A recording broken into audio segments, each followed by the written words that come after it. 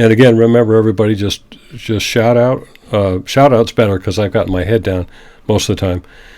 And in the gallery, we are just going to, well, first of all, I wanted to show you that what we're going to basically do tonight is, I like to think of starting Procreate as getting out that old junk drawer of yours, because everything we're going to do tonight is basically create a digital version of all these analog assets so that we can frame this as comfortably as possible as really an easy transition from analog drawing to Procreate drawing. And so this happens to be my junk drawer, but I just briefly wanted to show you that. So what we're going to do is go through each of these things that you might find in your junk drawer. And let's start with the simplest, which is you're going to pull up a sheet of paper. And when we're back in the gallery, we're going to hit this little plus sign at the top right of the gallery. And that's going to bring up the new, what's called the new canvas menu. And we're just going to pick the screen size for the moment. And so tap on that, and that is literally the size of the pixels of your screen and the proportion of the screen. And I want to show you briefly, we're going to come back to this, but if you tap on, I have these funny names for these menus. I can't never remember what they're actually called. So if we tap on the wrench menu, and you'll see the canvas tab about two across from the left. And if you highlight that, you can see that if I don't highlight that, different things come up. But highlight the Canvas tab, and then come down to Canvas Information. And in Canvas Information, what this is going to do is give us information on this particular canvas that we just launched. So now we're going to go into Dimensions, and that's going to show you just what it said before in the gallery, the pixel width and the pixel height of this screen. And then also importantly, it shows you the DPI, or the so-called resolution of this piece of paper. So this all plays into things we're going to do later, but as I said, we're going to just kind of skip over the surface, and we're going to consider this our first example of the paper in your junk drawer, and that this is sort of equivalent to an 8.5 by 11. So let's go back to the gallery. And this time, let's launch a slightly more sophisticated thing. And we could go back to this plus sign. And after a while, once you create a bunch of these canvases, you'll have them listed here already. But what we're going to do instead is go to the Import tab. And we're going to bring up, as I said before, one of those pieces of paper that we had. So I'll go back all the way back to my iCloud drive here, just so we can recreate this together. And then I'm going to go scroll down until I find the Imperial Architect Tools. And by the way, I added this prefix number to mine just because it makes it easier for me to find these things later. So you can tweak that name either on your desktop or even inside here.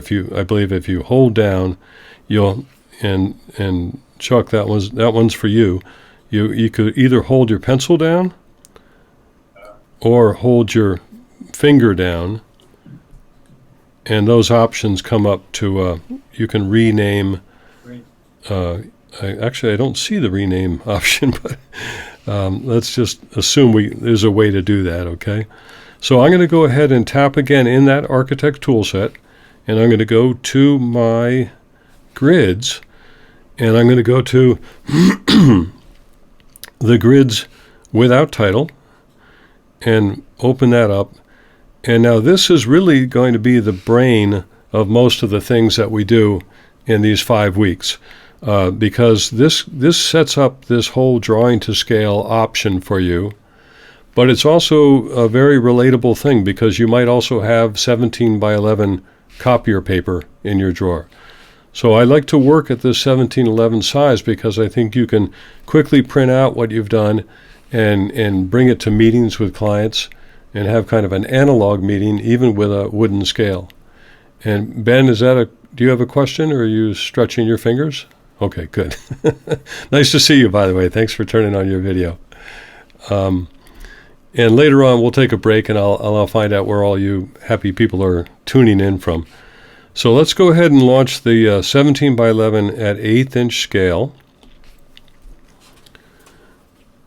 And up that comes. And let's quickly look at the canvas information, because this is kind of important. I'll tap on that wrench menu, and I'll make sure my canvas tab is highlighted. And now I'll go to canvas information at the bottom. And you can see now, if I go to dimensions, that I'm at 17 by 11 and down here in the physical width section, and I'm at 300 dpi. And that's because all of the scales and all of the entourage that you also downloaded are all at 300 dpi. So if you actually add a scale, and I'm going to go ahead and hit the done button here and go back. So if we add a scale, which we'll do in a moment to this, you could print this out, and then you could bring print it out on 11 by 17 and bring your own wooden scale over, and it would correspond exactly to that scale. And I'll show you just very quickly how we import those scales, and you all probably have caught on immediately, but you want to go back to this wrench menu, and you want to go once again to the add button, and then you want to go to insert a file. And all of these are foundational skills for all the things we're going to be doing for 5 weeks, so it never hurts to get a little muscle memory and some practice. And you're going to probably see the last thing you looked at. So there's a tiny little arrow up here that you can tap and open up everything again. I think so. That's not working. So I'm going to go back to the iCloud drive here and make sure I'm all the way back up in my whole file system. And this time I'm going to look inside that download for the scales. And let's bring in there you can see that you've got some metric and engineer and architects. And let's bring in the architects. That's what I call a half scale, because it's only half the scale, just like those ones you used to put in your pockets. So let's tap the architect 1/8 inch, and that downloads quickly. And now you can see those marching ants. This is left over from Photoshop. You can see those marching ants, and you want to kind of stay away from this scale. You don't want to accidentally touch this scale and enlarge it. And you can see here, I've actually got a note, caution, avoid accidentally transforming scale, because that throws it out of sync with the graph paper. But if I do a 2-finger tap, a single tap with 2 fingers, I'll go back to that. That's the way to go back and forth through your mistakes in your gestures. So there I am back at the condition where it came in, and now I'm just going to tap this button up here. This is the Move and Transform menu, which is highlighted automatically when you import something. So I'm going to tap that, and now that scale is stable. And let's just take a look at that.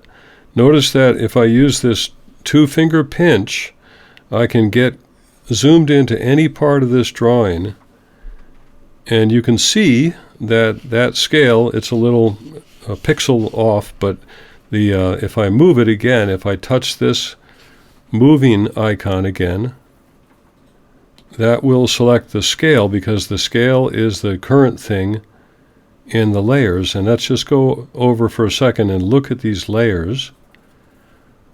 And you can see that in the sequence that we brought them in, the grid template came in as layer 1, and now the scale is the second layer above that. So that's your layer menu, drop-down menu right there, and I'll tap that again. And now, because that layer is highlighted, because the scale is active, I can go back and touch the move again, and that's what allows me. Now I don't want to touch inside the scale, it's kind of a thing you want to develop that practice of, because unlike Morpholio, you want to stay outside of the scale so you don't accidentally alter it. But now you can move it around anywhere on that page. And you can see no matter, I'll use some pinch and zoom again, outside of the scale. That's safe. I'll just make it a little more visible what we're doing. And you can see now the marching ants are still there, and the moving tool is still activated, and I can just touch anywhere here and move it around. And you can see there that 0 through 8 corresponds to the gridded dimensions and gridded articulation of the grid template.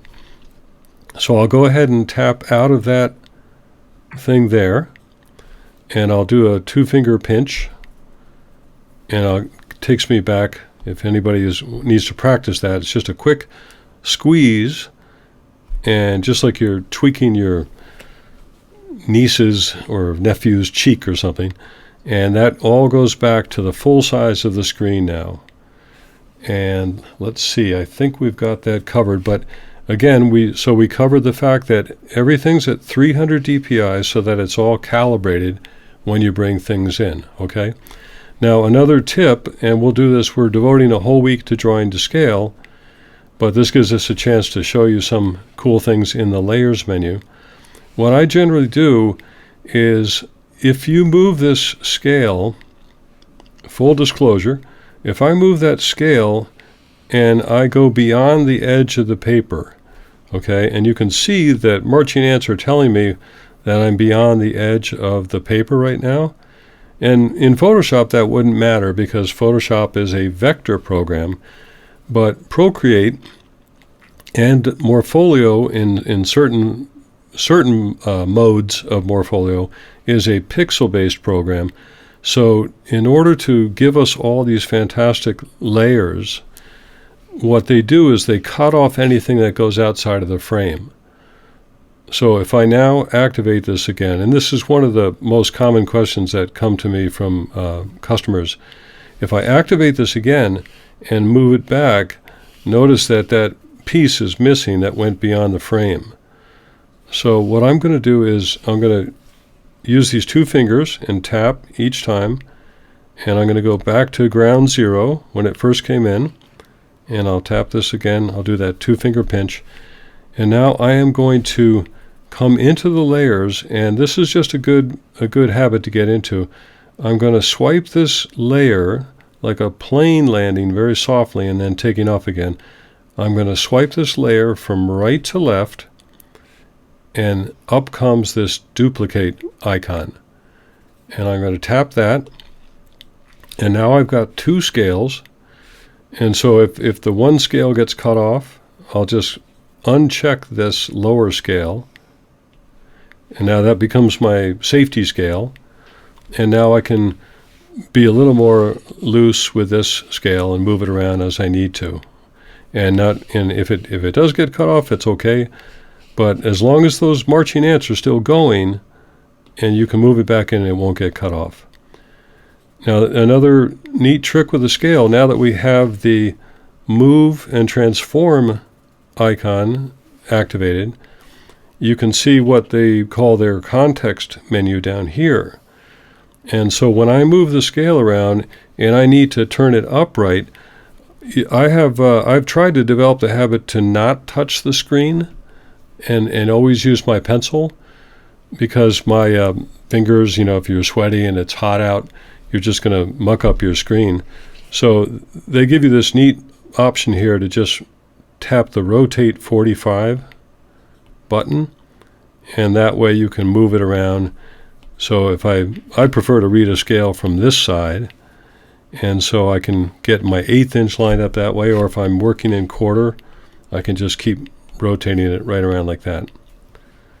Okay, so I'll tap out of this, and notice all this stuff works. You can have it all kind of crazy angles and stuff, really get in there and do what you need to do. And then you always have that last resort of the 2-finger pinch to get back to your full size. Okay, so that is the paper and the scale ruler, and that shows you how they work together. But let's do a little drawing now. So I'm going to go ahead and turn off this scale for the moment. And I'll go back into that layers icon and uncheck this box. Okay. And now let's say you want to start drawing over this grid, but first of all, let's say that the grid is a little too bright for you. I generally, if I draw over grids, I like to keep the grid very light so it's not influencing my freehand sketching. So once again, in these magical layers, if I go back down to that grid layer and tap it, that's the first tap is to activate it. So now I know I'm quote unquote on that layer. And now over here is this little button. We've already been through the check button, which turns that layer on and off. But this little button is called the blending mode button. And it actually has more functions than that. But let's go ahead and tap that. And here, the useful things here are right away the opacity of this grid. And if you slide that along with me, you can see that that makes a dramatic difference. So I very often will turn that down to barely being able to see it sometimes. So that's one wonderful thing. And then we're going to do some more things in these other layers. These won't really make sense yet. But this rolling, scrolling list of things here is going to give you all kinds of interesting options that we're going to use later. Okay? So I'm going to return it to normal. And again, I'm just holding my pencil down. And that's the magic bullet, Chuck, for all these things, is to hold the tip of that pencil down, and then you can activate it. And it's basically the same as your finger, except, as I said, I like to try and keep my fingers off the screen. So let's... My grid is blue. Is that something you changed to? Well, what happened is, no, but you can actually. We could divert into that for a second. Let's turn the grid back to full opacity. And actually, I don't know if that's going to work for us. We're going to get into color adjustment later. But you could, for instance, let's say that you would prefer a black grid, even given this option to make the grid very faint. If you prefer a black grid, you can come up here. I'm going to close the layers menu, and remember that grid is now the active layer. So you know that you're going to be able to work on anything that is the active layer. So I'll tap this layer menu to close it up. And mind you, I can also just tap anywhere on the screen to close up that menu. And if I come up here, this is the adjustments menu next to the wrench menu. And this is a little bit in the weeds for lesson 1, but it is kind of a fun thing to show you. The adjustment that I use by far the most is this hue, saturation, and brightness. So if I now tap that, you'll see these context menus appear down below. And this is to your point, Chuck, that you can turn the saturation all the way down, and that grid will become black. Like Photoshop. Yeah, exactly. And you can also, and this is another great way to do this, you can also make it lighter here. So you have that flexibility, and it's probably better to, I hadn't planned to come into this adjustments menu quite yet, but it's probably better always to make something brighter in the adjustments menu, or make it the appearance of being more transparent, because you can always come back, and let's say it's another day from now, and I come back to this layer that I lightened. You can always come back in the adjustments menu and tap that same hue, saturation, and brightness, and bring all of that darkness back. So this is a very powerful tool, and we're going to use it a lot. So I'm glad we took a quick detour and looked at that. So I'm going to tap out of the adjustments menu, and let's go back to our grid, and let's see what I wanted to talk about later. Okay, so let's say we're going to start designing. So design or to freehand sketch, and you guys go ahead and make that grid as dark or light as you want. So to freehand sketch, now let's go in, and hopefully everybody's got the freshly downloaded Architect's brush set near the top of their library. And anybody not have that yet? Raise your hand. Yeah, I don't have it. Okay, Chuck, we'll just quickly do this. Chuck, in your brush library, make sure that menu has dropped down. Yeah. And at the top right of the brush library is this plus button, okay? Right. And you're going to tap that, and up comes this sort of Brush Studio Central. And up here is this import button. So if you tap that import button, you're going to be back at all of your drives, and you can tap the iCloud drive now. And this applies to other folks if you ever want to download a specialized brush set, so it's a good thing to go through. Now you can go back to your Architect Tools and open up your Brushes folder, and you will see the Architect's brush set there. So if I tap that, Okay, yep, and then it just comes right in. So now I'm going to go ahead and get rid of my duplicate, and I just tapped on it twice, and now I'm going to hit this delete button because I already have it. So let's go in, let's recreate this phenomenon again. Let's go into the brush library and to our Architect's brush set. And then I kind of like this for sketching. I'll go back and forth between this pencil, which to my mind, this is the equivalent of the number 2 pencil in your junk drawer. So I like that because it actually has this kind of pencil texture, and some of you may have played with it already. And I'll go ahead and tap anywhere on the screen to make the brush library go away once that's highlighted. And now over here is the adjusting the size of the pencil tip. And I'll use my finger over here, and you can see that that tiny little dot is going to be the size of your pencil. So it might be a little too small for some people, but I'm just going to come in here and do some scribbles. And this is my freehand tool of choice. And some of you have probably seen this on the YouTubes. And again, why they call this the pencil is because when they designed this thing, or when somebody uploaded this thing, it's got that tiny little texture in it that looks like a pencil skipping over the molecules of a piece of paper. And by the same token, if I tap, or I'm sorry, if I do a 2-finger pinch and go back, let's pick the technical pen this time.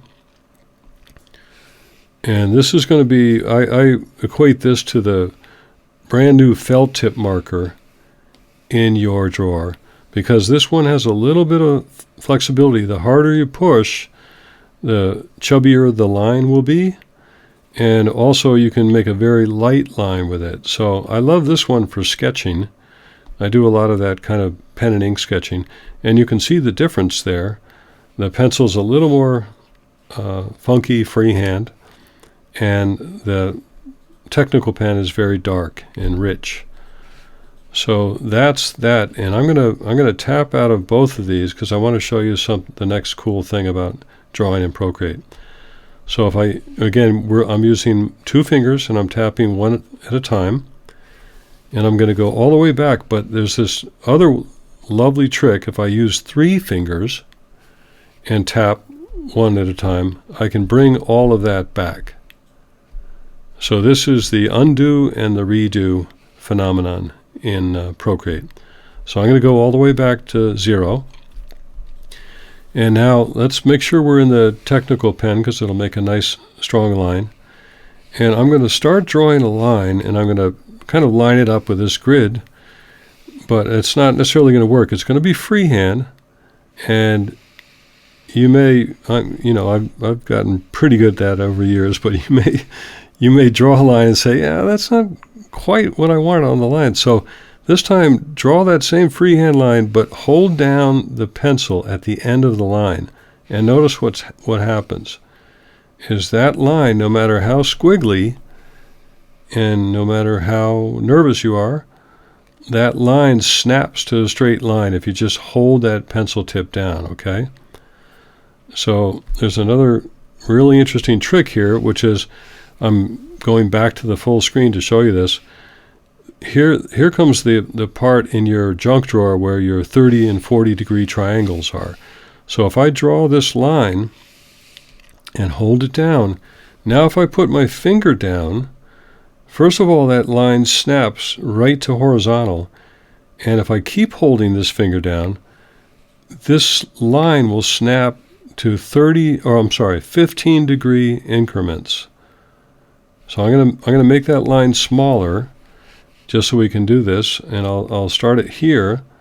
I'll hold it down. Notice that it's still not certain where it wants to be until I hold this finger down. And then it's going to snap to one of those 15 degree limits. And you can literally just track, again, holding the pencil down, you can walk it around like a clock. So this becomes for concept design, this becomes your 30 or 15 degree or 45 degree triangle, or 60 degrees. So there's 45 and 15 more, I'm at 60.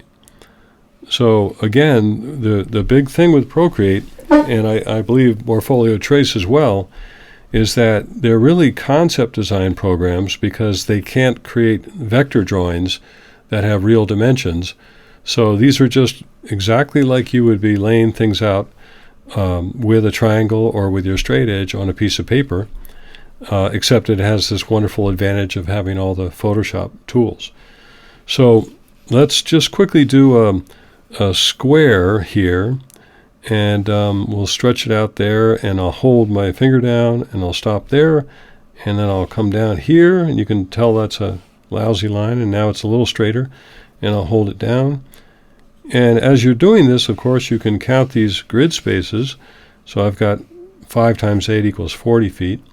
I'm not really thinking about it. I'm just trying to show how this works. So I'll hold my finger down again, and lo and behold, if you're the kind of person that likes to be a little more precise at some stage in the concept design process, that's a great way to help you out there. Now, we've been drawing. I want to go back. I'm going to undo all that, and I'm going to go back and double check where I've been. Now, this whole time, I've been drawing on the grid, okay? And that's going to probably disappoint me later when I'm trying to export this drawing and maybe I don't want the grid, or I realize that I've spoiled my grid. So I'm going to show you the equivalent of tracing paper now. And to do that, I want to go back to the full strength of the grid. So I'll go back into hue, saturation. I'll go back into the adjustments menu, the little magic wand, back to hue, saturation, and brightness. And I'll make it dark again. And now I'll go back to that layer so you can see again that's sort of an annoying grid to try and do a nice, sweet freehand drawing over. So what I do, and many of you may already know this, is I will go to the, well, I'm not going to go to the top of the layer stack because I like to keep these scales on the top so I can move them around. But wherever your layer is highlighted, if you now tap this plus button, you'll get a new layer above the one that is active. So I'm going to tap this plus button, and now I've set up a new layer, and this is going to become what I call my tracing paper layer. And in order to make this a tracing paper layer, I'm going to go up into this palette dot, that colored menu dot, and Chuck, you may have to just pick a random white color somehow. If you have something if you have any colors. I have a wheel in mine. You have, okay. So pick a white. You probably have this, right, Chuck? Yeah. Yeah, so just in this case, move that inner dot all the way over and just make it as white as you can. It's not critical. For anybody that has the palettes installed already, go ahead and tap a white. And what that does is that obviously loads the color up to here. And that we can just play with that for a second. Let's tap orange, and notice how that dot turns to orange, and deep red, and all kinds of things, brown. And while we're here, and you guys are great, nobody's raising their hand, we're covering a lot of ground. While we're here, you can see that these palettes come in a couple of different ways to help you pick what you want. It's compact, what they call compact, and then cards. And cards is really cool. It may not be your cup of tea, and I don't very often use it, but it really makes a very vivid way to make sure you've got the right color that you want. So I'll go back to compact, and I'll go back to white. And just to reframe what we're about to do, we're about to make a layer of tracing paper. So I'm going to now take this dot, and I'm going to hold my pencil down on it, not too strong. I'm going to hold it lightly and drag it. Oh, see, I held it too strong. If you hold it for too long, it'll go back to the previous color you used. But I'm going to just tap and hold and drag it over and release it on this. And so what that does, it's a shortcut to quickly fill up that whole layer. Okay? And let's see. So you can see that that's not going to do us a lot of good, because what we're trying to do is see that layer underneath. But here comes the blending mode button. So I'll tap this little N, and then I'll adjust that tracing paper to the level of tracing that I want. Okay? Now this is going to come in handier when you have a plan, and we're going to import a plan in a second and show you how. But I wanted to show you the principle. Now again, this is similar. Morpholio Trace solves this in a different way, and some of you may be familiar. When you create a new layer, Morpholio breaks it into two, and there's a tracing layer component and a drawing layer component. But in Procreate, what you're going to do is you're going to add a new layer on top of the tracing paper, and that's going to be your drawing layer. So now you can go back to your black, or whatever you like to draw and sketch in, and now you can go back to your brush library, and I'll use the Narinder pencil this time for the heck of it. And now I can tap anywhere on the screen, and that Narinder is loaded, and here are my brush. Here's the size of my Narinder. And now when I draw, it's really on its own layer. So I don't have to worry. You can see here, if you open up your layers menu again, I don't have to worry that I've drawn on the tracing paper layer. It's completely all right by itself, and I can adjust the transparency of the tracing paper by itself. And just to show you what you're trying to avoid, I'll tap out of that. If you don't add a layer, it's not the end of the world, but if you don't remember to add a layer and start drafting on your tracing paper, I'll show you what happens. Now your pencil comes in fine and dark, but if you come back later and you say, I really want to lighten that tracing paper a little bit and see that nice Frank Lloyd Wright plan underneath, then when you adjust the opacity, you're also adjusting the opacity of the pencil lines that you added to the paper. So that's why we add that new layer. I'll tap out of that, and that's why we add that second layer on top of the tracing paper. Now I don't always remember that, and there's a fix if you mess that up. It's a little complicated, but we'll show you that. Actually, it's not complicated at all. It's just another thing to remember, and we'll show you that in subsequent lessons, okay? So let's do that. I've talked about importing these plans, and let's look at what I think are going to be the 3 or 4 most critical kinds of imports you're going to make as a concept designer and an architect. So we'll tap this layer menu again and just kind of see where we are. And really, I can ignore all of these because I'll tell you what I'll do. I'll keep them on, but it's not important. In fact, I might even eliminate these layers. So let's just to clean this up and make it simple. let's go into these and do that right to left airplane touch and go landing and delete these scale ruler layers. We can always come back and add them again. I'll delete both of those, and I'll delete this new layer, this drawing layer that we created. And so now we're super simple. I don't want to delete this tracing paper, but I'll just turn it on and off so you guys can see where we are. Now, when you import something in Procreate, remember, it comes in on the layer directly above whatever layer is highlighted, okay? So I'm going to go back just for the heck of it. I'll keep that layer of trace in. And now let's import a plan, because this is going to be one of the most common things you do. So I'll go into this wrench menu, and I'll go to Insert a File. And that's because once again we're back at the mothership, and you can see now how critical the iCloud drive is. And this time let's go into the LDW Live Draw Along Workshop, Assets 2, and open that up. And here are some typical things that you will import as a aspiring Procreate artist and designer. And down here is what I guess there's no particular order to this, but let's import the drafted plan. So you all know the routine. I'll just tap on that, and in comes that, I believe this is the Roby house if I'm not mistaken. And I'm going to go ahead and tap the, remember when a thing imports, it automatically comes in loaded for bear, so you can start enlarging it right away. It just assumes that it may not be at the size that you want, so you'll always see those marching ants.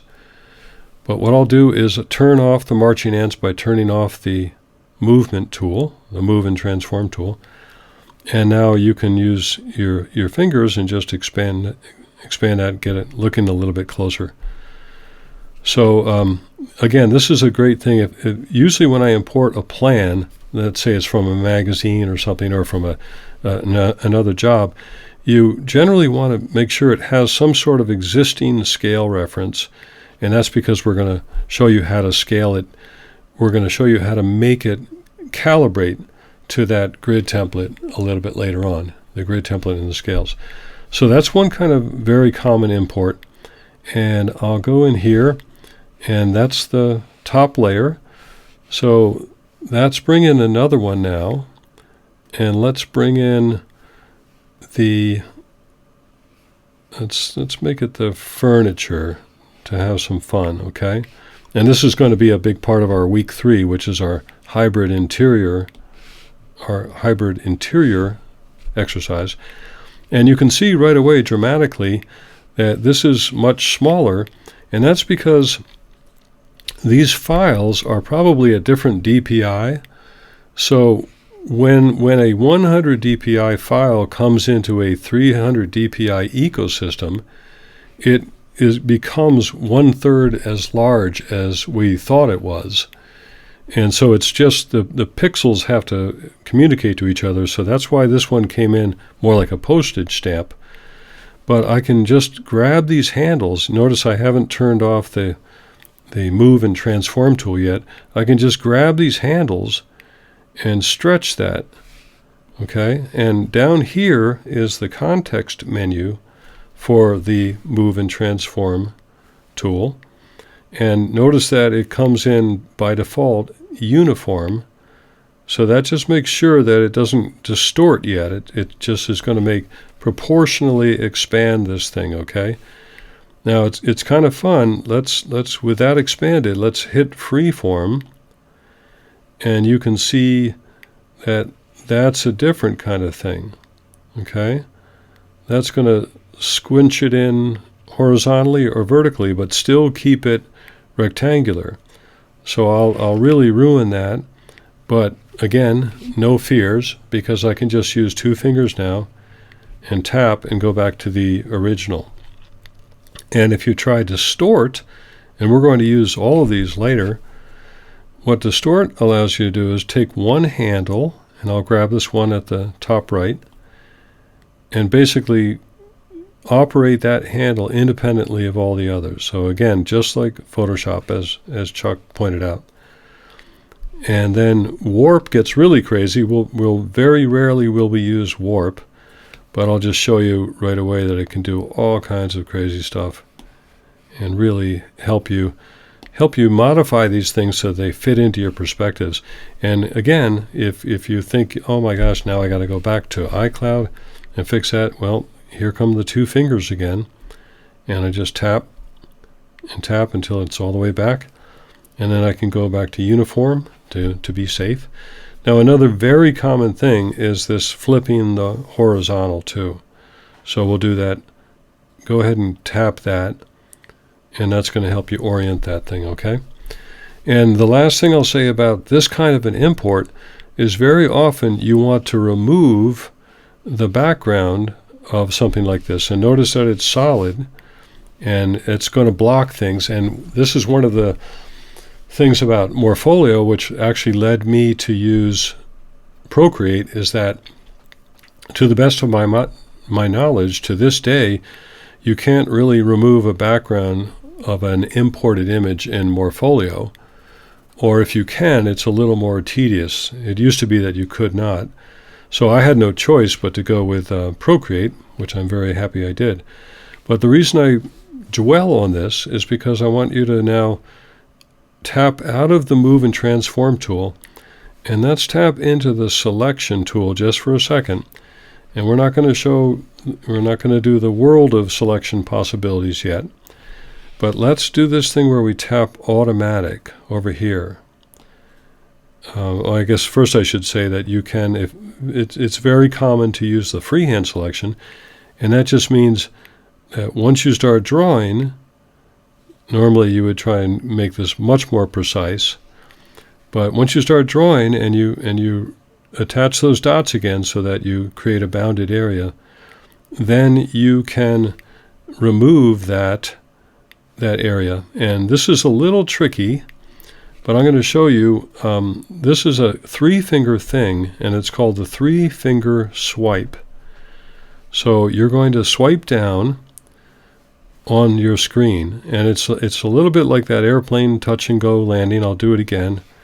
There's a little X here that you can barely see, but I'll tap that. So it's 3 fingers, and it's just a gentle swipe across the screen. And I've met people very talented people that just cannot do this, so I don't have any explanation for it. But I can tell you that you will get used to this. And there in that context menu that popped up, you can now tap Cut. And watch what happens here when I tap Cut. And that corner of this thing goes away, okay? So even if I go back into my layers just to make this point, if I turn off the plan underneath and turn off the roll of tracing paper underneath, you can see dramatically what we have left, okay? So that's the freehand, the basis for the freehand selection tool. Now I'm going to turn these back on, and I'll tap the screen again. And let's do this. I'm also going to do a 2-finger tap to bring that corner back, okay? And there it is. There were a lot of steps involved in that. And now I'll tap out of that selection tool so the marching ants go away. And let's now go into the selection tool again, start from scratch, and I'm going to hit Automatic, okay? And you don't have to do this, but for the purpose of the recording, I am going to turn off the plan and the tracing paper again because I want people to see the contrast. So we're in the layer of the furniture. We're going to tap the selection tool. Now we're going to tap Automatic.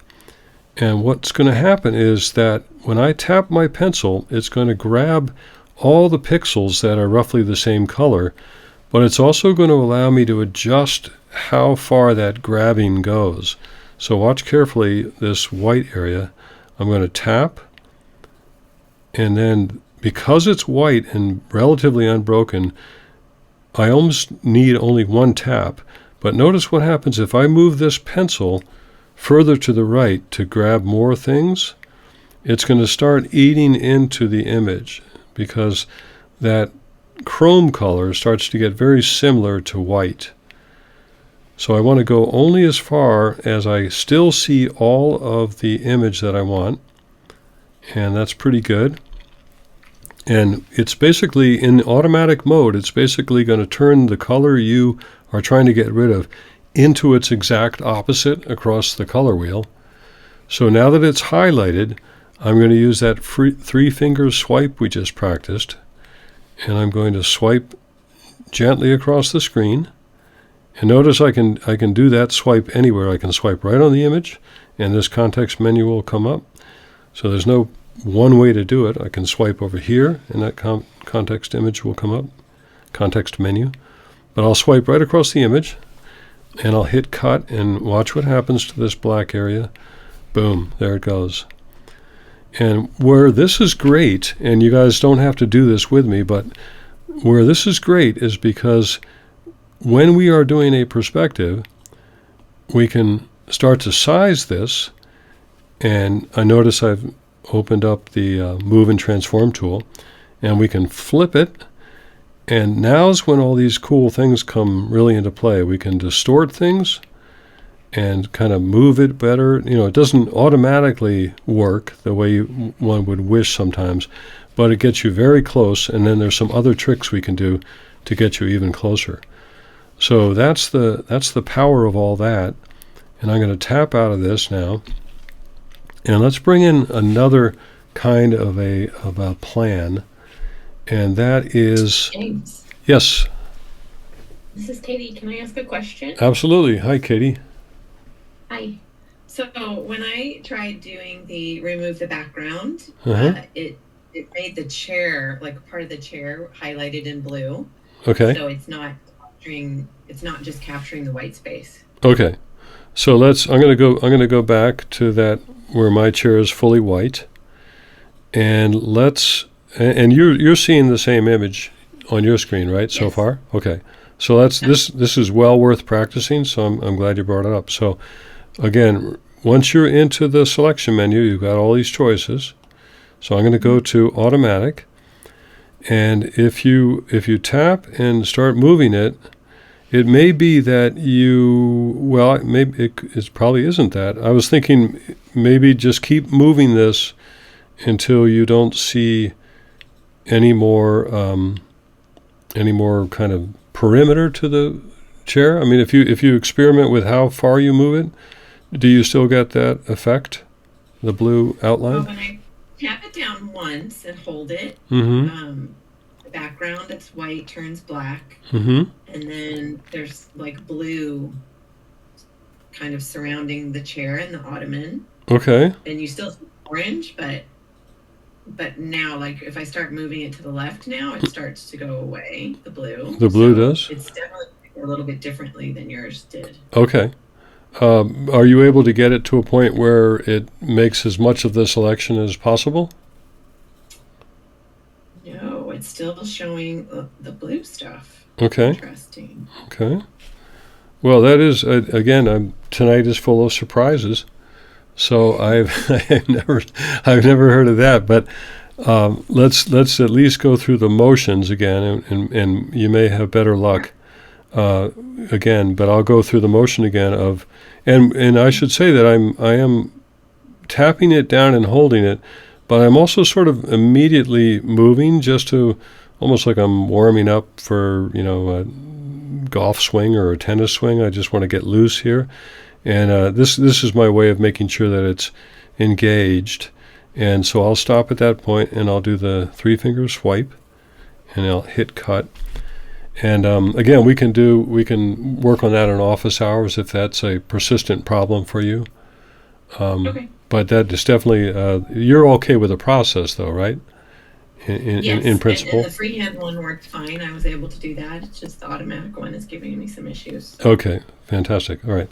So let's go into the layers menu again, and let's go to the Frank Lloyd Wright plan. I'll activate that again and make sure not only did I activate it, I hit the check mark, but I also turned the layer back on, and the layer is now highlighted in blue. And let's go into our import, and I'll show you one last kind of file. And this begins to get at this idea of what we're going to do. And in there, for the fun of it, let's take this 2-point perspective of this interior JPEG. And so here again is a classic example of the fact that you can come into a room like this, and notice I've deliberately left the chair on, but you can come into a room like this, and we're going to learn how to quickly apply colors. I'll turn off the chair for the moment. We're going to learn how to quickly apply color to the walls and eliminate workmen's lunches and things like that, and even clean up the windows, and all that's coming. I think it's week 3. But if we turn that chair back on, I can at least show you the principle for now, and I'll make sure that... James, yeah. mine doesn't show up. But that image, when I clicked on it, and I did it twice, it's probably in my drawing twice, but I don't see it. Oh, okay. You're talking about this interior photo of this room? Yeah. Okay. Yeah. Check your layers for a second, Chuck, and see if it at least appears in your layers. I got 2 of them. You do? Because I did it twice. Okay. Then it may be, and the checkbox is activated, right? Yeah. Okay, so what may be going on is is it at the top of the layer stack or down here somewhere? No, it's below the draw. It's below the. Okay, so here's the trick. I'm gonna recreate what happened to yours. Okay, here's that image, and I highlighted it, and this is great. We were about to do this anyway, everybody. So this is called organizing your layers. So with this layer highlighted, Chuck, I'm going to tap and hold until I see that drop shadow form around it, until it kind of gets loosened up like this, okay? And what I'm going to do now is I'm going to drag it, because I'm going to recreate the issue that I think you have. I'm going to drag it below the Frank Lloyd Wright plan, not in the Frank Lloyd Wright plan. That would be to combine the layers. But I'm going to go below, so the layers kind of split this way, and I'm going to release it, and it goes away, okay? Right.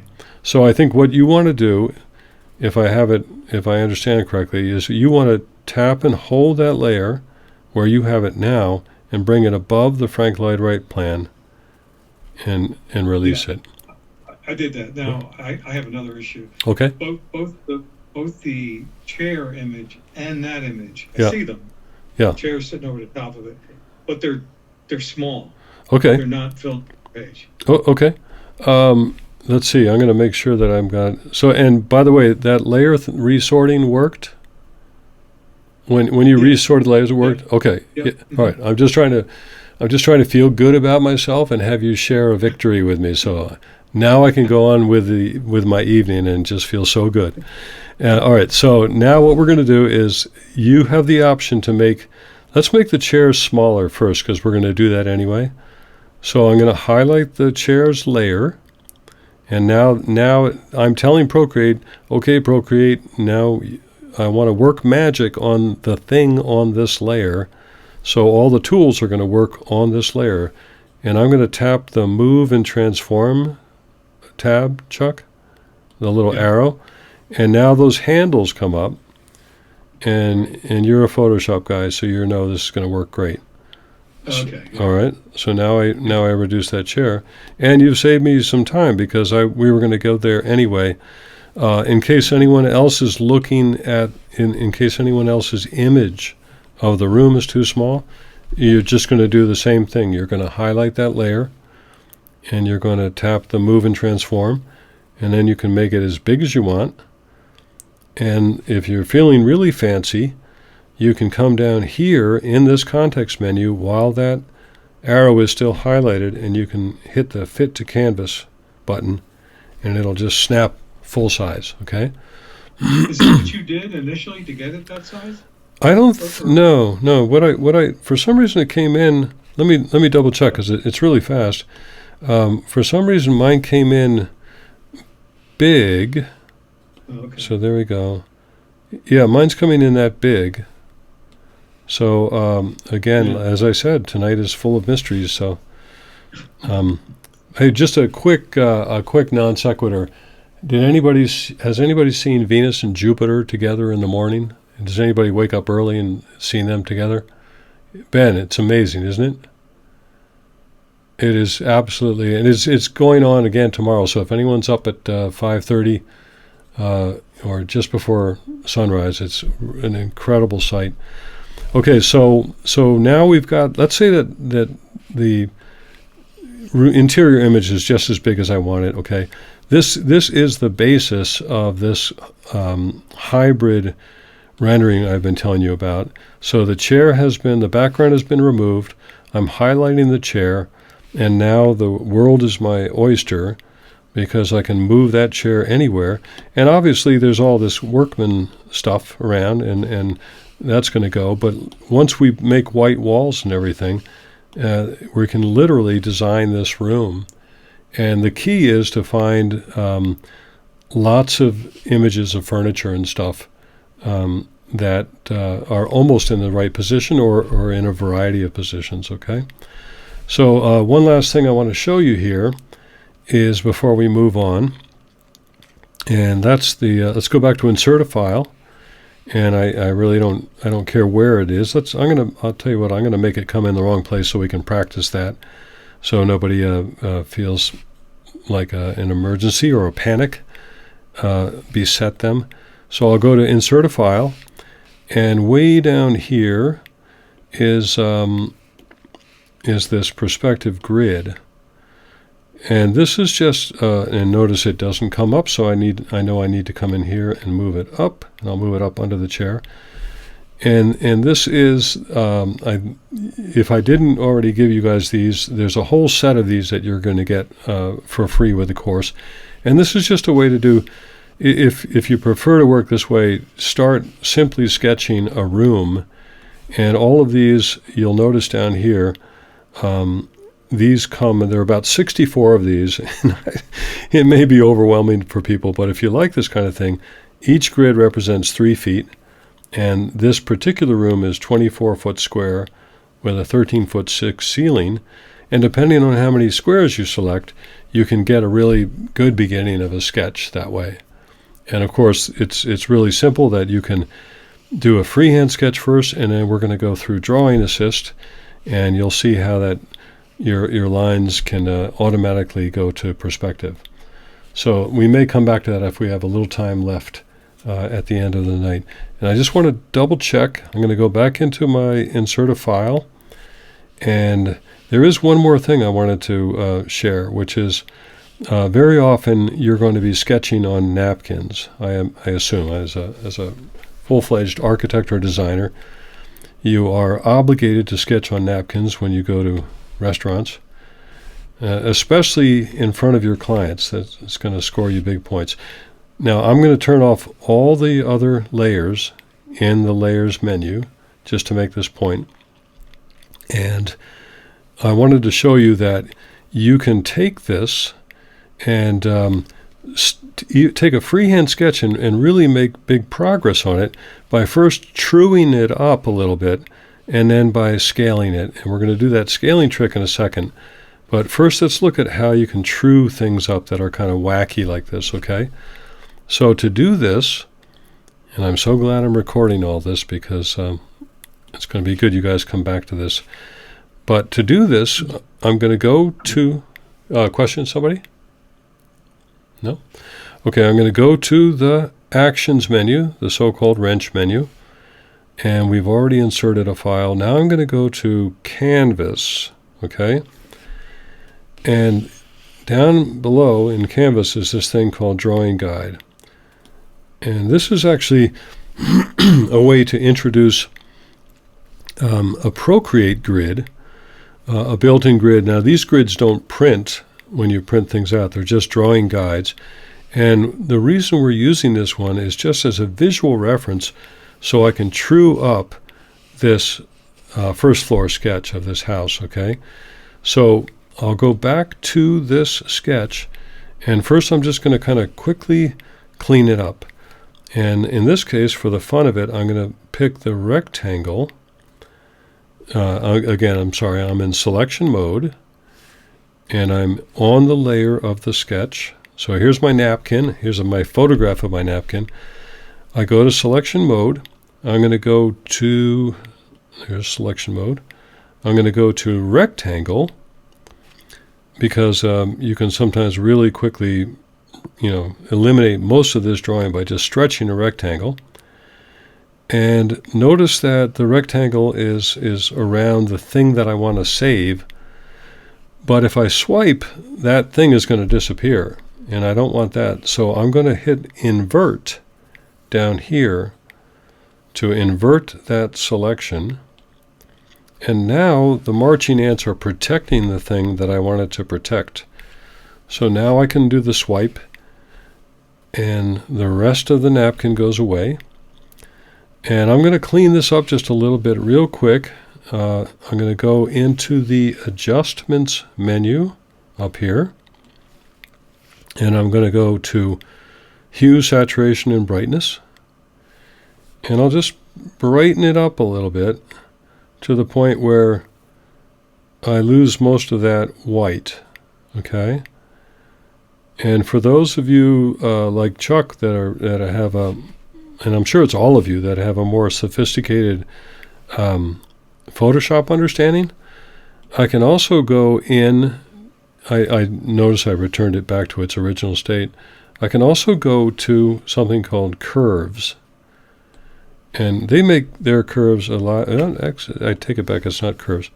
I can go to color balance. That's not it either. I guess it is curves. Let's try curves. I can go to curves, and I can just take, what I'm going to do is this side is going to lighten the white, okay? But notice that the dark stays dark. So this is a great way just to quickly get rid of a bunch of white or a bunch of grayed out, depressing white that you're looking at. And it's as simple as that. But we still have our skew problem. So I'm going to once again check that I'm in that layer, and I am. So now you can see how these tools start to come together. I'm going to tap the Move and Transform tool.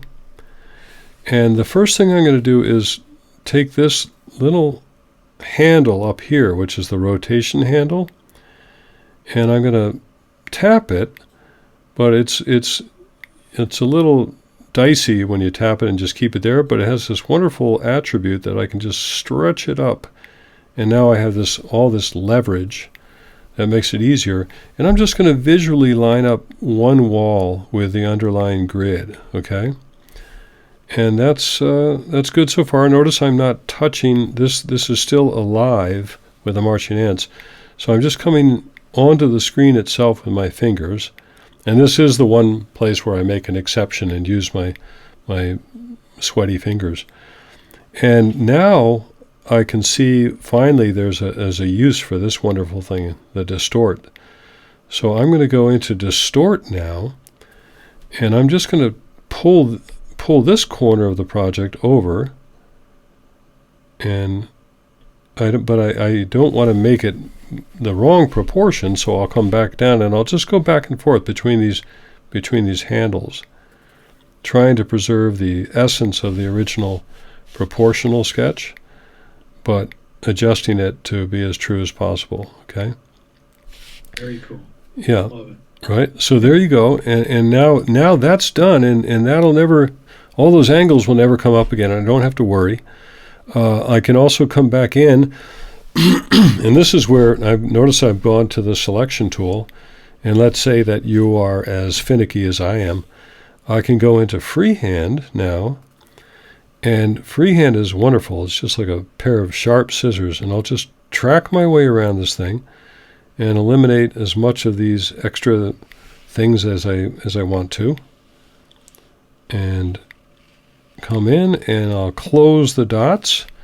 And remember that trick that I've got, I don't want to swipe now because I'll get rid of that. So I'm going to tap the invert button, and now I'm going to do the famous 3-finger swipe. And by the way, I didn't ask before, but is everybody good at the 3-finger swipe? Everyone's got the feeling for it? Yep, excellent. If you're good, does it mean you're not talented? If you're good, I shouldn't assign a value to it. I should just say, is everyone's iPad cooperating with them when they 3-finger swipe? So again, let's say that you get to this point, and you're like, wait a second, I want to turn it sideways. It's going to be better. And this is just muscle memory. I'll go back into the move and transform. And now I'm not going to wrestle. I'm not going to wrestle with this because I don't know, was it truly 90? I don't know. I don't want to worry about it. So it's cockeyed, but I'm just going to do a 2-finger tap to make sure it's back to how I squared it. And now I'm just going to use the rotate 45 and put it anywhere I want it, okay?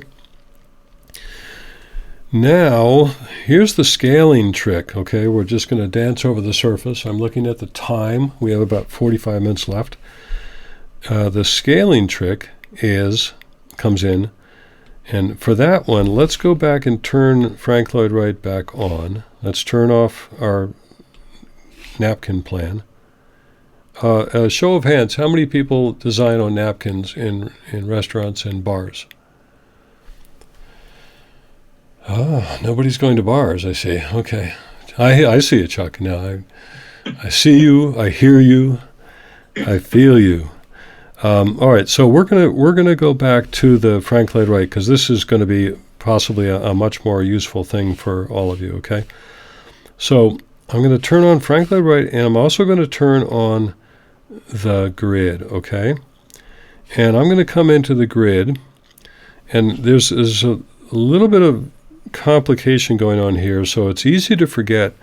Remember when we turned on that Procreate grid as opposed to our grid, it's still on, and you can see it overlapping, and once it overlaps, we start to get all this kind of dissonance and everything. So I'm going to turn off that Procreate grid, and if I go back into the Actions menu, the wrench menu, and into Canvas, there it is. The drawing guide is turned on. So I will turn it off, and notice when I do, that grid goes away.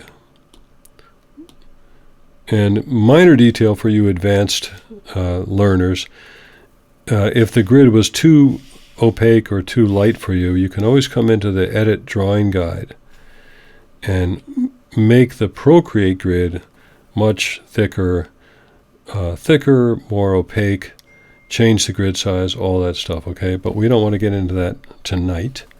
So I'm just going to suffice at the moment to turn off the drawing guide. That's step one. Now, notice I can't really line this up with the grid because I've got this thing where it's solid white, and that's not really helping me. So here come two more of our skills we picked up tonight. The first, and it's going to initially strike you as jarring, but the first is that I'm going to use that Photoshop blending mode called Multiply Blending Mode, because I want to be able to see through this plan to the grid, okay? Now the grid's going to be too dark, and that's what's going to cause the chaos when I first do this. But I'm going to go into the Frank Lloyd Wright plan and tap the blending mode button, and now I'm going to come into that fun scrolling thing we did earlier. I'm using just my pencil, and I'm going to scroll all the way down to multiply. And all of you Photoshop architects and Photoshop artists will know that the multiply blend mode allows anything darker below a layer to come through. So it's the same effect as eliminating white, okay? And what this is telling me is that my scale may be off, okay? I'm gonna blow this up, and remember each of these grids, each of these squares in our grid is 1 foot, and then the larger grids are 8 feet. So the known dimension on the right plan, and I'll turn off the grid for a moment. The known dimension, and we're so grateful it's in there, we can choose 6, or we can choose this 4-foot grid. And man, it's so impressive that this guy used a grid like this. I've never used grids. I should try that. But not only are they 4 feet, but he's got a whole bunch of them. So if we add up those, and this is typical of drafted plans or older plans, is that the paper's gonna stretch a little bit. So there's a lot of estimation going on. But let's say we got the prized job to add an addition to this Roby house. So we want to make it the same scale as the grid underneath, okay? So I'm going to start by turning that grid back on, and then I'm going to lighten that grid a little bit. I'm going to go into the adjustments menu because it's just too powerful for me. But I want it to not be damaged. I want it to be able to come back to it. So I'll lighten it, and this is a great exercise. And I'm not going to add these up tonight, but I'm just going to show you the principle. So here's my full drawing, and yet I know this thing has got to get bigger, because if this is 4 feet, then it's basically going to double in size. It may even go off the page, but we're not going to worry about that part.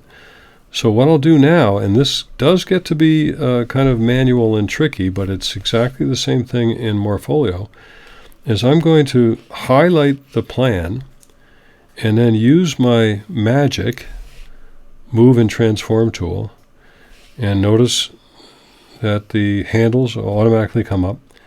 And now I'm going to find a part of this plan where I can both expand it and keep an eye on the underlying grid, okay? So it's a little tricky, but the reason I move it off like this is because I know this thing is really going to grow, okay?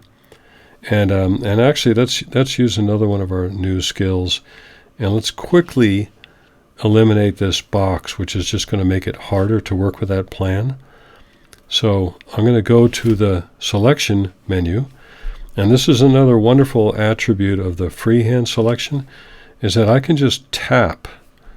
I can just tap once, start the selection, and then tap my way around. And this is a little quicker than it can be if you actually drawing or if you're trying to use the rectangle tool. It's a neat way to accomplish the same thing. And I'll come up here, and I like this overall dimension here. I don't want to get rid of that. And I'll come up here and just quickly close that out. And you all know now that we're going to hit the invert button and do the 3-finger swipe. And now that plan is going to be easier when I hit this move and transform tool. See how much more compact it is? So it's going to give me a little more flexibility. And now I'm going to move it off to the side so it can grow this way, and I can keep an eye on these grids. And here I go. I'm going to, whoop, I got the distort button on by accident.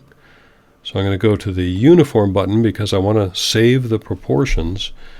And I'm going to start stretching, and I've got my eye on this 4-foot increment right here. And you can see the challenge here. That's getting big. It's not there yet. So now I'm going to be careful not to touch the marching ants. I'm going to move it again. And I'm going to keep stretching. And I've got my eye on this, and I'm getting close, close. And so it's not optimal. But, you know, this has more to do with the fact that it's a low resolution plan. Okay, so it's starting to pixelate. And before I close it out, and this is going to take some practice with you guys, but you can see what happened, is that this really needed to be on an 18 by 24 sheet. But all we're trying to do is show you the principle behind it here. And there's the principle. So if I enlarge this, you can see, and this is where, you know, the averaging comes in, and you're going to wiggle it. And you're going to look at these 4s, and you say, oh, well, you know, whoever drafted that in high school drafting class didn't quite get it right. But it is close enough for me to, you know, submit my first ideas to my client. So that's the idea in principle of how you are going to adjust these, a napkin sketch or even a plan that you find in a magazine, okay? So does anyone want to take a sip of water? Could you run through that real fast again? The scaling thing again? Yeah, I was. Here, I'll tell you what, Chuck. Let's get to the end and see if we have time, because Right, okay. this is going to be the entire week 4 is going to be the scaling thing, and I wanted to give you guys a taste and the inspiration tonight. But I think it's going to be really fun for you. Okay, so with Chuck's permission, and I'll go back to my question. Does anyone besides me want a sip of water right now? I think we all do, no? Okay. You want to take a 2-minute break? And by the way, I'm Yes. real. Here I am again. And that is not tequila or vodka. I absolutely promise you. All right. So nobody. We only have a little bit of time. Let's tough it out. Session 1, shall we? I think we have about half an hour left. And actually, I that's impolite of me. Does anyone want to take 2 minutes and disappear from their screen? All right, we're good. All right, so we are going to, let's cover some other exciting things that we are going to want to show you. And that is, I want to show you color, and I want to show you the brush stamps. They are 2 of my absolute favorite things. So I'm going to go to the top of the layers stack now, everybody, because, God knows where we left all this. We've been doing all kinds of cool things on a single sheet of paper. Let's keep it simple now and go back to the top of the layer stack, and whatever was up there, even if it's not turned on, let's tap it, because we're going to practice and just smear this again with a whole wash of white. Okay, so first I'll add a layer, and this is the same principle for a layer of trace, but we're going to just make it opaque just to get some practice. And I'm going to tap the color dot and go back to my white, and I'm going to practice that quick tap and drag and release. It's really that simple. I'll tap with 2 fingers and tap and drag and release. And when you do that, you'll know it's working, because you'll sort of see the white dot come in a funny way. These animations are wonderful, and that'll work. But if anybody ever gets tired of that, just so you know, and notice I'm doing the 2-finger thing to get back to 0 all the time. If anybody ever gets tired of that, there is a back door, and you can just tap on the layer itself once, and up comes the layer context menu. And this gives you all kinds of things which we'll explore in the coming weeks. But the simplest one you want to know right now is just fill layer, and that accomplishes the same thing. So some people may actually prefer that to the tap and drag, and I don't blame you if you do. So we're sort of resetting ourselves. We're saying, like, there's a whole first part of our course, our session tonight down here. Let's start building on top of that. And I'll show you briefly, if we all go back to the wrench menu for a second, and I happen to be in Canvas already, but if you're not, go ahead and tap Canvas, and this is going to tell us everything we want to know about what Procreate calls the canvas, which is basically our project or our sheet of paper. I think project would be a better term. And down here, canvas information, we talked about the dimensions, and all of you now can talk all about this at your next party, about how we use the 300 DPI so that everything can be calibrated. And I wanted to remind you of that for a very interesting reason we'll see in a second. But below the dimensions is a tab called Layers.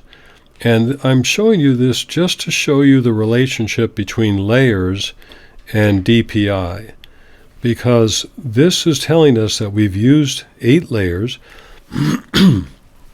but we still have 50 available, and a total of 58. And basically that means this may vary with your machine, but what that's telling me is that with the processor I have in this iPad, and with the size of the paper and the DPI I have picked, I have the ability to create 58 layers with this drawing. And if this drawing were to be 18 by 24, I would probably have about a quarter of those layers, or would it be a quarter or a half of those layers? Because as all those pixels increase, think of them as grains of rice in a pot, and you have a limited number of grains of rice, but each layer represents that same size pot of rice. And so 18 by 24 is going to use up way more grains of rice right from the beginning and leave you with less layers. So I just wanted to briefly tap on that. Okay. Now let's go back to our layers, which is really, question, anyone? All right. We'll go back to our layers, and let's add a new layer on our white for no particular reason than just to get some practice. Now let's change our color to black, and let's go into this brush menu again, okay? And notice I can just go back. I don't have to tap first to go to the colors, and I don't have to tap here again to go to the brushes. I can just go boom, boom, boom, like that, okay? And I'm going to go back to the brushes. And the reason I'm going there is because you may have to add this to your brush library from our download. But those of you that have it already, if you go to Entourage, and this is the sort of the guide to kind of quick renderings and quick scale, okay? Adding people to your drawings for scale and that kind of thing. So inside here, we've got all kinds of things. We have trees in plan, trees in elevation, and we have 3 different kinds of people. There's these kind of nicely grayscale people, and there's outline people, and there's silhouette people. And if you tap, I hesitate to do this, but if you tap twice, it's a very common thing to open up the brush menu, to have the brush you want already selected, but just to, by habit, tap it again. And what happens is you'll get this. You'll go to the brush studio just by accident, and it's something you have to kind of train yourself. But I show you that because this is a snippet of what you're about to see. So let's say that, what do I want to do here? I want to turn the grid back on, if it's still in there. I can't remember. Oh, I made it very light, that's right. So I'm going to turn off that. I'm going to turn off the Frank Lloyd Wright plan, and I'm going to make sure the grid is on, and I made mine very light, so I don't know if you guys can see it. And I've got this new layer, and notice what started to happen. If you have the Apple Pencil 2, my Apple Pencil is about a 1/4 inch off the screen, but it's giving you a prefiguration of what you're about to see. So I have my black color selected, and notice that this template fills the screen, and that's because these people are at 1/4 inch scale and are permanently fixed at 1/4 inch scale, so you can add them to your 1/4 inch elevations. And if I tap firmly in the middle of the screen, I didn't tap firmly enough, but I get these wonderful images of people, and I found these on the internet. I can't take credit for these. Now that's light, and the reason it's light is because you really want to give it a good tap, and that extra pressure makes it darker. So if you look at any of these fantastic, quick, ready-to-use groups of people, and I'm going to go ahead and move them up. All I have to do is, even though I'm focused in, I'm just going to add this, use the Move and Transform tool. And remember, each of these is 8 feet in 1/8 inch scale, but as I said, these are 1/4 inch people. So if you take the total height of this person, which is 12 feet in 1/8 scale, that converts to 6 feet in 1/4 scale. So that is the convenient thing about these people, or so I believe, because in Morpholio, if you add Entourage, as some of you may know, you have to adjust the final size of the entourage with your fingers, and I find it very difficult to do. So by bringing these people in, and I'll do this again just to show you, notice that the heads got cut off because I didn't quite tap in the middle. Oh, there it is. I did tap in the middle. And now the trick is, obviously you're not going to use these people or this many people, but you're going to find the doctor you need for that health clinic you're working on. And you're going to go, because remember, you're in that layer, you're going to go to the selection tool. And I always like to use the rectangle selection, but you can use anything. And the reason I like to use it is I went to great pains to make sure that each of these persons could be selected with a rectangle to speed things up. And I'll select this fellow, and there he is. The marching ants are protecting everything else. And once again, we have to build the muscle memory to do this. I'm going to tap invert, and that now the marching ants are protecting him. You know, I take it back. Rewind. I must be getting tired. Let's start this again because I did the wrong thing. What the magic here is you're going to select the person that you want, okay? And then you're going to hit copy and paste. And wait till you see what happens. You're not going to see anything happen initially, okay? So watch. I've got nothing in my sleeve. Watch this hat and this rabbit. And I'm going to hit copy and paste. Now the observant ones among you will notice that that image got a little darker. And that's because when you hit copy and paste, it adds that selection to its own layer automatically. So now I can turn off the rest of the people, and I've got my guy all ready to go at quarter scale, ready to be dropped into my quarter scale elevation. Or he could be stretched, he could be returned back to 8th scale and be 6 feet tall. Or if you like, we use a lot of half-inch elevations for our interiors, and you could take them all the way up to half-inch. Okay, so that's the first cool thing about these folks, is that they can be instantly placed on their own layer, and then you can turn off that entourage, that initial template, so you can always come back if you need another person and do the same thing. And as long as you, again, you'll get used to this, but as long as you're in that layer and that layer is active, you can come back in and quickly do the same thing. Select another person, hit copy and paste, turn off the mothership, and sure enough, you've got 2 people now. Now, again,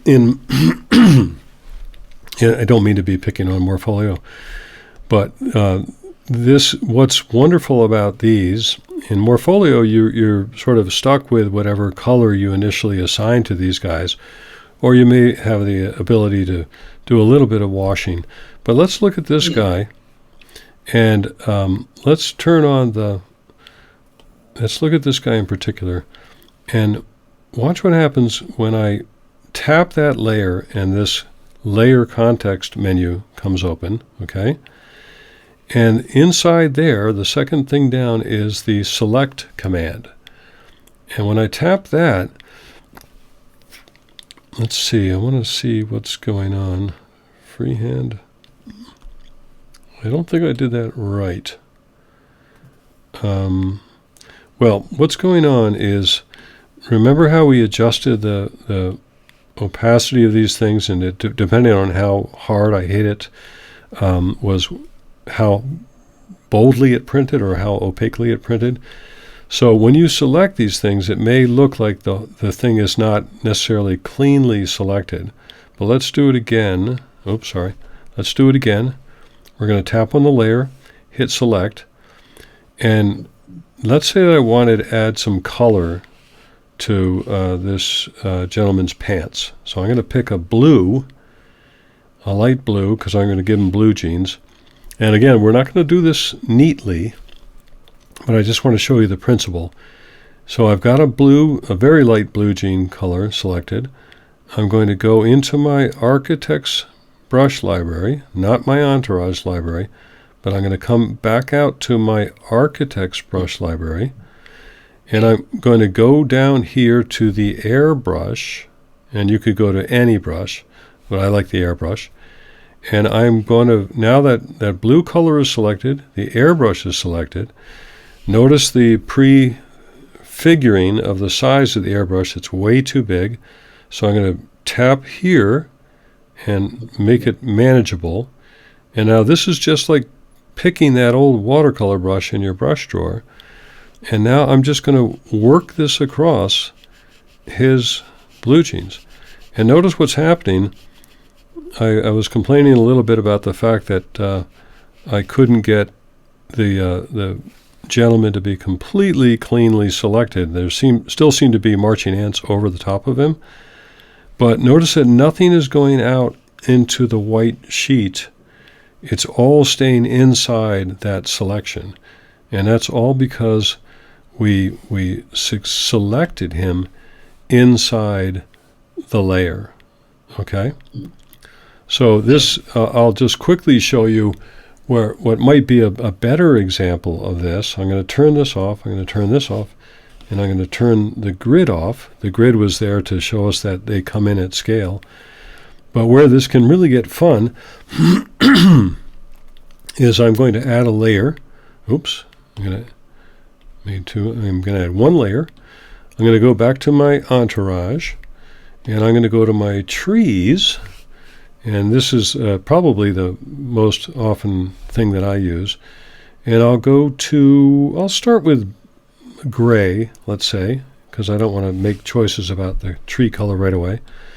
And I've got my trees selected, and I'm going to, now these, because they have no scale, I have to take that scale all the way back down. Again, I can make it as big as I want. So let's go there, and let's tap firmly. Okay, and these are kind of gorgeous. Again, these are from the internet. I'm sure you've heard of it. And I'm going to select this one, and I'll go really fast just to make this point. I'll invert it. No, I'm sorry. Look, I almost did the wrong thing. I'll copy and paste it. I can turn off the mothership underneath it. And now I'll go into this, and this is just to build this muscle memory. Now I'll go into this and select it. And by the way, one of our students, Noel, is a wonderful guy. He couldn't make it tonight, but he's a landscape architect in the Netherlands. And Noel, this is a shout out to you when you watch the replay, because I know you're going to be doing all kinds of cool things.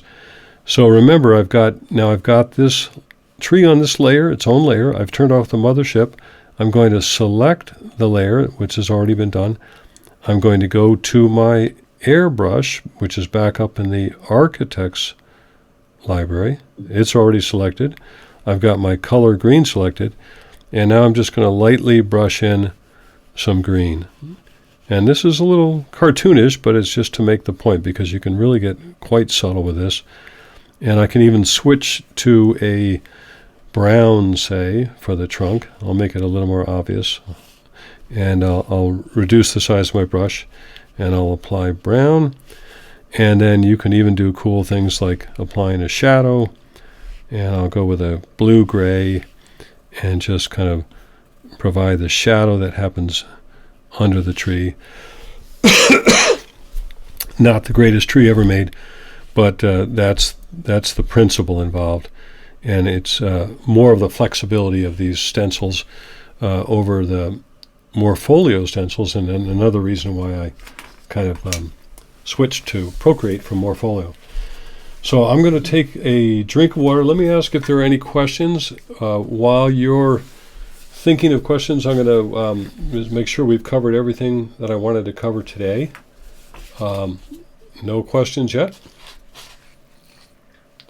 As part of that process you just did, when did you pick the color?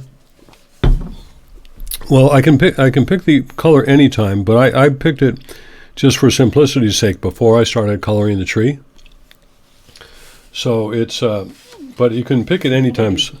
Oh, I see. So in other words, I could go back in and select that tree again, and make the side of the tree blue. I'd have to select the airbrush first, and I can make this half of the tree blue, okay? And so there's two more things I want to show you tonight, and we've got 13 minutes to do it. And so let's go ahead and turn off the selection tool and turn off this layer. And let's pick any color you want. I'm gonna keep this. Let's see. I'll use gray. No, I'm gonna use a light blue again.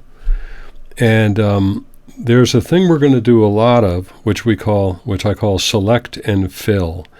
And you remember that picture? I'll show you in context. Remember this picture of this room, and there may be a time when you want to do a hybrid rendering of this room, and you're going to want to make these walls look like they already have sheetrock and plaster on them, so the client gets excited. So I'm going to add a layer above this room. And hold on, everybody. We are almost done, and you're all being fantastic. And I'm going to now, even though I said blue, I should not have. I'm going to use this light gray in our palette. And I'm going to come in here. Remember, I'm on a new layer above this, so I'm not going to damage this. And I'm going to come in here, and I'm going to choose the selection tool, the freehand selection tool, and I'm going to track my way around this ceiling, okay? And I'm going to start here. The next wall is going to come up here, so I'll start here. Oops, that didn't grab because I had to be within the canvas to do this, okay? So again, you can see this double 2x4 up here. I'm going to put my first tap there. I'm going to follow it all the way along to the wall. And now I'm going to come up to this corner and up to this corner and back over and down, okay? So I have defined the area of the ceiling. I've chosen my gray color, but I can choose that at any time, as we'll soon see. And I'm going to go back to that reliable airbrush in the brush library. So I've got the architect's brush open. I'm choosing the airbrush, and I'm going to adjust the size so I can cover all this in a couple of nice, easy passes. And now I'm just going to add sheetrock to that ceiling. And that's a little bit, it's too flat. Those of you that know rendering know that needs to be modulated a little. So I'm just going to pick another color that's slightly darker. I'm going to keep that airbrush, and I am going to brush this modulation into this ceiling so it looks a little more realistic, okay? And you can basically work your way around this room. Now that took me all of, hopefully only 90 seconds, but each of these surfaces can get that treatment and begin to actually look like a photograph. So when you drop that chair in, you can see how this room can come alive. Now that is the select, let's call that the select and paint that area, which is so different than hand drawing normally, because I'd be here with a color pencil, and it'd be getting blotchy, and it would be delightful depending on your skill as an artist, but it wouldn't quickly get to this sense that I'm creating a visualization that can almost coexist with computer renderings. So that's the goal here. Now let me show you another trick. I'm going to turn that layer off. And this is what I call select and fill.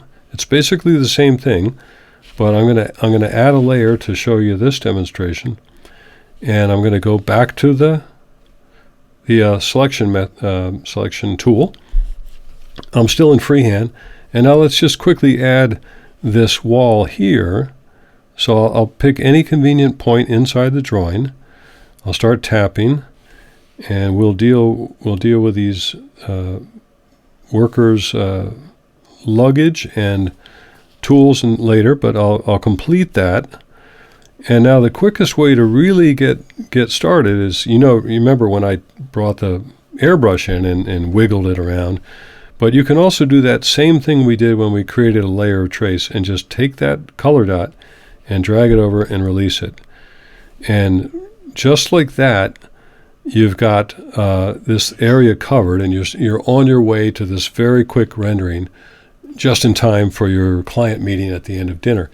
Now, This is a part that those of you that are ambitious are going to want to watch again, because instead of just using another layer with an airbrush over that, in other words, I could come in here and create a layer over that, and I'll go slowly. This is actually well worth it. I'm going to pick a somewhat contrasting color. I haven't checked this out ahead of time, but let's pick a brown, a random brown. And I've added a new layer above this quick select and fill layer, and I want to basically just create a gradation only in a portion of this layer. So what Procreate allows me to do is go into that original layer of that rectangle, trapezoid, and do that trick we did before where I can tap this and hit select. And now it doesn't matter what layer I'm in, I can shift to a new layer, but that selection is in place, which is a wonderful trick. And so now I've got this new color that's going to create this gradation. And I go back to my airbrush and watch what happens now as I just sort of lightly add this in. Okay? So this is this thing that liberates you from the tyranny of always having to use color pencil or markers. If once you get some practice, you can be as good as this, and it really starts, if I turn on that ceiling plane again, you can see how quickly a room like that could come together. And then if I turn on that furniture again and move that into place, you know, you've got the beginning of a very quick rendering like that, okay? And there's one more trick I'm going to show you, which requires no work on anyone's part, but it's one of my favorite things. Let's say that chair is the wrong color, and it's just killing you because you really don't want to go into them with a red chair. Well, once you've got that chair layer selected, you can come into this Magic Adjustments menu and tap that and go to Hue, Saturation, and Brightness. And before we used saturation to turn that grid into a more black and white grid for Chuck. But now watch what happens if I go to Hue. I can actually change the color of that chair and make it fit my design. And the beautiful thing about that is that, I'll go back to this, is that it not only works for furniture, but that horrendous orange color that I picked before, I can go and literally adjust any color I have ever made, even a 5-year-old drawing, if I were to go in here and watch what happens again to that orange. So there's a very spacey modern room. But I could go into a 10-year-old drawing and adjust that color. So this is going to give you unlimited flexibility, not only while you're learning about color yourself, and my tagline is that I've learned more about color in Procreate than I learned in 20 years of watercolor, but you can adjust these infinitely and make sure that you have never make a mistake with color. So I'm going to take a breath, everybody, and ask you if there are any questions.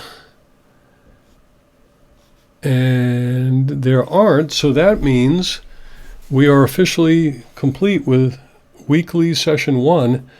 So add your questions to, as you think of something in retrospect, add your questions to the comment section. And then, believe me, all of this is optional. I'm going to be here no matter what.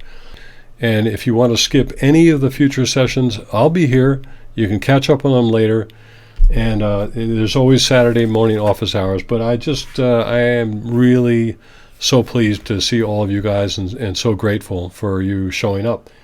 And I hope that was worth your while. And we'll be in touch, okay?